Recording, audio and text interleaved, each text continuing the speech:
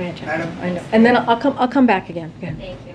I want to ask about the legal basis for canceling student debt. The HEROES Act hinges on student debt cancellation being tied to the pandemic and that being a national emergency. But the administration argued in court that the pandemic is over at the southern border to lift Title 42. It's so over that the government's going to stop buying vaccines in the fall and shift to the private sector. So how is this a national emergency?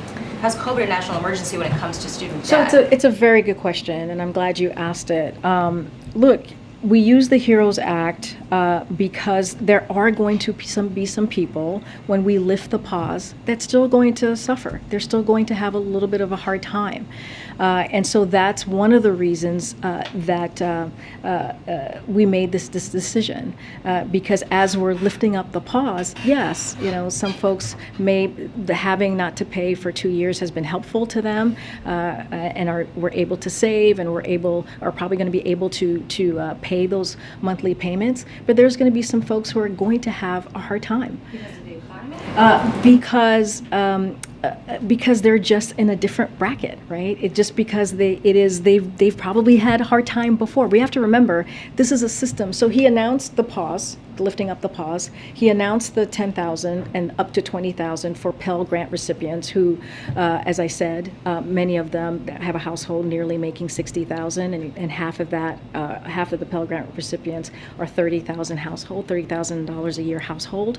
And so the other piece of that is a reform, right? Reforming the system as well, so we can help nurses, so we can help construction workers, so we can help firefighters, and making sure that their payment are cut in half as well. Because remember, these are some of our first respondents, right, who also suffered so much from the past 2 years. So he wanted to make sure he gave them a little bit of relief, understanding that some folks are just going to have a little bit of a harder time, even though we're coming out of a pandemic and the economy has been turned back on because of the work that this president has done.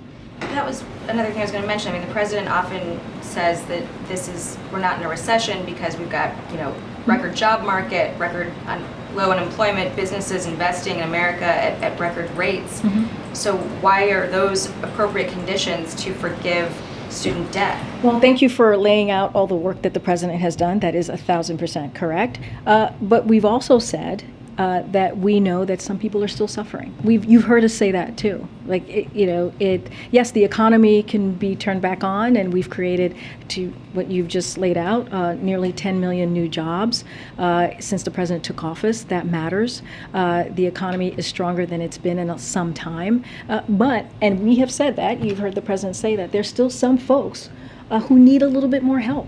And this is what the president is trying to do. Both can be true. It's not one or the other. Well, the Washington Post editorial board says that and then I'm going to go to the back because we're running out of time. Doesn't help those people, though. That it takes money from the broader tax base, mostly made up of workers who didn't go to college, to subsidize education debt of people with valuable degrees.